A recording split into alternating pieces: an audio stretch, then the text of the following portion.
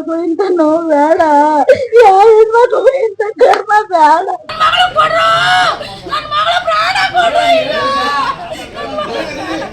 ಚಿಕ್ಕಬಳ್ಳಾಪುರದಲ್ಲಿ ಗೃಹಿಣಿಯ ಅನುಮಾನಾಸ್ಪದ ಸಾವು ಪ್ರಕರಣಕ್ಕೆ ಸಂಬಂಧಿಸಿ ಕುಟುಂಬಸ್ಥರ ಆಕ್ರಂದನ ಮುಗಿಲು ಮುಟ್ಟಿದೆ.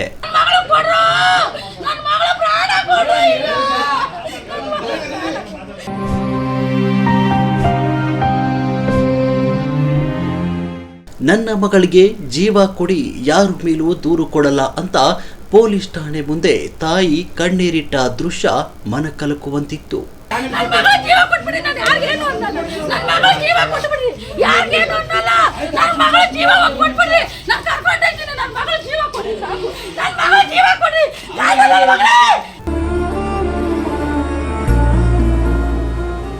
ನಗರದ ಬಾಪೂಜಿ ನಗರದಲ್ಲಿ ನಡೆದ ಈ ಘಟನೆ ಹಲವು ಅನುಮಾನಗಳಿಗೆ ಕಾರಣವಾಗಿದೆ. 4 ವರ್ಷಗಳ ಹಿಂದೆ ಮದುವೆಯಾಗಿದ್ದ ಪುಷ್ಪಲತಾ ಸಾವಿನ ಹಿಂದೆ ವರದಕ್ಷಿಣೆ ಕಿರುಕುಳ ಹಾಗೂ ಕುಟುಂಬದವರ ಪಾತ್ರವಿದೆ ಅಂತ ಮೃತಳ ಸಂಬಂಧಿಕರು ಆರೋಪಿಸಿದ್ದಾರೆ. ಮಾವನ ಮಗಳು ಸೋದರ ಮಾವ ಆಗ್ಬೇಕು. ನಾನು ಇವಾಗ ಒಂದು 4 ವರ್ಷ ಆಯ್ತು ಸರ್ ಮದುವೆಯಾಗಿ 4 ವರ್ಷ ಆಯ್ತು. ಸುಮಾರು 7 ತಿಂಗಳಿಗೆ ಜಗಳ ತೆಗೆದ್ರು. ವರದಕ್ಷಿಣೆ ಕಿರುಕುಳ ಅಂತ ಅಂದ್ರೆ ಟಾರ್ಚರ್ ಮಾಡಿದ್ದಾರೆ. ಅವ್ರಿಗೆ ಇಷ್ಟ ಇದ್ದವರು ತಂದೆ ತಾಯಿ ಏನ್ ಮಾಡಿ ಬಲವಂತ ಮಾಡಿ ಅವಳಿಗೆ ಮದುವೆ ಮಾಡಿದ್ದು. 7 ತಿಂಗಳಿಗೆ ಕರೆಕ್ಟಾಗಿ ಜಗಳ ತೆಗೆದು ಮನೆ ಕಳ್ಸಿದ್ರು ಸರ್. ಅವಳು ಆಚರಣೆಗೆ ಅಂತ ಬಂದವಳು 2 ತಿಂಗಳು 3 ತಿಂಗಳು ಮನೇಲೇ ಇದ್ಲು. ಕರ್ಕೊಂಡು ಹೋಗಿಲ್ಲ ಅವಳನ್ನ. ಇವ್ರು ಯಾರು ಬರಲಿಲ್ಲ ಕರ್ಕೊಂಡೋಗಿ. ಅವಳ ಮೇಲೆ ಅಫೆನ್ಸಿಗೆ ಹೆಂಗೆ ಅಂದ್ಬಿಟ್ಟು ಜಗಳ ಮಾಡಿ ಅವಳ ಮೇಲೆ ಗೂಬೆ ಕೂರಿಸಿ, ಯಾಕಂದ್ರೆ ಇವ್ರನ್ನ ಬಿಡ್ಬೇಕಲ್ಲ ಆಚೆ ಕಡೆಗೆ, ಇವನ್ನ ಬಿಟ್ಬಿಟ್ಟು ಬೇರೆ ಇನ್ನೊಂದು ಮದುವೆ ಮಾಡೋಣ ಅಂತ ಪ್ಲಾನ್ ಮಾಡಿದ್ರು ಅವಾಗಲಿಂದ. ಆಮೇಲೆ ಮತ್ತೆ ನಾವೇನ್ ಮಾಡಿದ್ವಿ, 2 ತಿಂಗಳಾದ್ಮೇಲೆ ನಾವೇ ಎಣ್ಣೆತ್ತಿದೀವಲ್ಲ ನಾವು, ಮತ್ತೆ ಏನ್ ಮಾಡಿ ಸಿಂಧಿಘಟ್ಟ ಕೊಂಡ್ಕೊಂಡೆ ಪೊಲೀಸ್ ಸ್ಟೇಷನ್ಗೆ ಹೋಗ್ಬಿಟ್ಟು ಕಂಪ್ಲೇಂಟ್ ಕೊಟ್ಟು ಅಲ್ಲಿಗೆ ಮತ್ತೆ ಭರತ್ ಮತ್ತೆ ಅವ್ರ ತಂದೆ ಬಂದು ಅಲ್ಲಿ ಮಾತಾಡ್ಬಿಟ್ಟು ನಾವು ಚೆನ್ನಾಗಿ ನೋಡ್ಕೋತೀವಿ ಅಂತ ಕರ್ಕೊಂಡ್ ಬಂದಿರ್ತಾರೆ. ಇಲ್ಲಿ ನೋಡಿದ್ರೆ ಪ್ಲಾನ್ ಮಾಡಿ ಇವರು ಸಾಯ್ತಿರೋದಂತೂ ಖಂಡಿತ ಇವರೇನೆ. ಈ ಮನೆಯವರ ಸರ್ ಸಾಯ್ತಿರೋದು, ಬೇರೆ ಯಾರು ಬರಕ್ ಚಾನ್ಸೇ ಇಲ್ಲ. ಅಲ್ಲಿ ಸೀಟಿನ ಮನೆ ಸರ್, ಅದು ಸೀಟಿನ ಮನೇಲಿ ಬೀಗನೇ ಹೊಡೆದಿಲ್ಲ. ಮನೆ ಒಳಗಡೆ ಯಾರು ನುಗ್ಗಕ್ ಸಾಧ್ಯ? ಬೀಗ ಹಾಕೊಂಡು ಒಳಗಡೆ ಪ್ಲಾನ್ ಮಾಡೇ ಮಾಡಿರೋದು ಇವರು.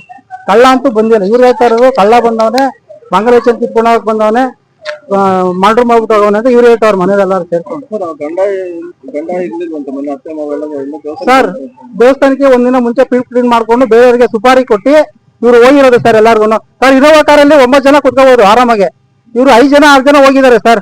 ಇನ್ನ 3 ಜನ ಕುತ್ಕೊಳ್ಳೋ ಜಾಗ ಇದೆ. ಈ ಅಮ್ಮಂಗೆ ಹೇಳವ್ರೆ, ನೀನ್ ಬರ್ಬೇಡ, ಜಾಗ ಇಲ್ಲ ಕಾರಲ್ಲಿ, ನೀವು ಹೋಗ್ರಿ ಮನೆ ಇರೋ ಆರಾಮಾಗೆ ಅಂದ್ಬಿಟ್ಟು ಬಿಟ್ಬಿಟ್ಟು ಹೋಗಿದ್ದಾರೆ ಸರ್. ಕಾರಲ್ಲಿ ಜಾಗ ಇಲ್ಲ, 9 ಜನ ಹೋಗಕ್ಕಾಗಲ್ಲ ಕಾರಲ್ಲಿ. ಏನಕ್ಕೆ ಒಬ್ಬನ್ನ ಬಿಟ್ಬಿಟ್ಟು ಹೋದ್ರು? ಮನೆಯಲ್ಲ ಪ್ಲಾನ್ ಮಾಡಿ ಬೇರೆಯವ್ರಿಗೆ ಸುಪಾರಿ ಕೊಟ್ಟು ಇವರು ದೇವಸ್ಥಾನಕ್ಕೆ ಹೋಗಿರೋದು. ನಿಮ್ಗೆ ಯಾರ ಮೇಲೆ ಅನುಮಾನ ಇದೆ sir? Bharat main point sir. ಅವನೇನೋ ಬೇರೆ ಲೋಕಲ್ ಹೇಳ್ತಾ ಇರೋದು ಬೇರೆ ಅಫೆನ್ಸ್ ಇದೆ, ಯಾರನ್ನೋ ಇಟ್ಕೊಂಡಿದ್ದಾರೆ, ಅವ್ರಿಗೆ ಸುಪಾರಿ ಕೊಟ್ಟು ಮಾಡ್ತಿರ್ಬೋದು ಅಂತ ನಮ್ಗೆ ಅನುಮಾನ ಇದೆ ಸರ್. 100% ಇವ್ರ ಮನೆಯವ್ರು ಪ್ಲಾನ್ ಮಾಡಿ ಇವರೇ ಸರ್ ಮಾಡಿರೋದು ಸರ್. 4 ವರ್ಷ 4 ತಿಂಗಳು 5 ಬೀಳುತ್ತೆ ಇವಾಗ ಮದ್ವೆ ಆಗಿ. ಅದು ಏನಕ್ಕಾಯ್ತು ಏನಾಯ್ತು ನಮಗ್ ಗೊತ್ತಿಲ್ಲ ಸರ್. ರಾತ್ರಿ ನಾವು ಇರ್ಲಿಲ್ಲ, ದೇವಸ್ಥಾನಕ್ಕೆ ಹೋಗಿದ್ವಿ ನಾವು. 4 ದಿನ ಮುಂಚೆನೆ ಬುಕ್ಕಿಂಗ್ ಮಾಡ್ಕೊಂಡಿದ್ವಿ. ಇವತ್ತು ದೇವಸ್ಥಾನ ಓಪನ್ ಅಂತಂದ್ಬಿಟ್ಟು ಕೇರಳದಲ್ಲಿ. ಅದೇನು 15 ದಿನ ಅಷ್ಟೇ ತೆಗಿಯೋದು ಅಂತಂದ್ಬಿಟ್ಟು ಆ ಹುಡ್ಗಿನ ಕರೆದ್ರೆ ನಾನು ಬರಲ್ಲ ಅಂದ್ವಿ. ಅದಕ್ಕೆ ನಾವು ವರ್ಕ್ ಇದೆ ಬರಲ್ಲ ಅಂದಿದ್ದಕ್ಕೆ ನಾವೇ ಹೋಗ್ತೀವಿ. ನಮಗ್ ಫೋನ್ ಬಂದಿದ್ದು ಈ ತರ ಆಗಿದೆ ಅಂತ.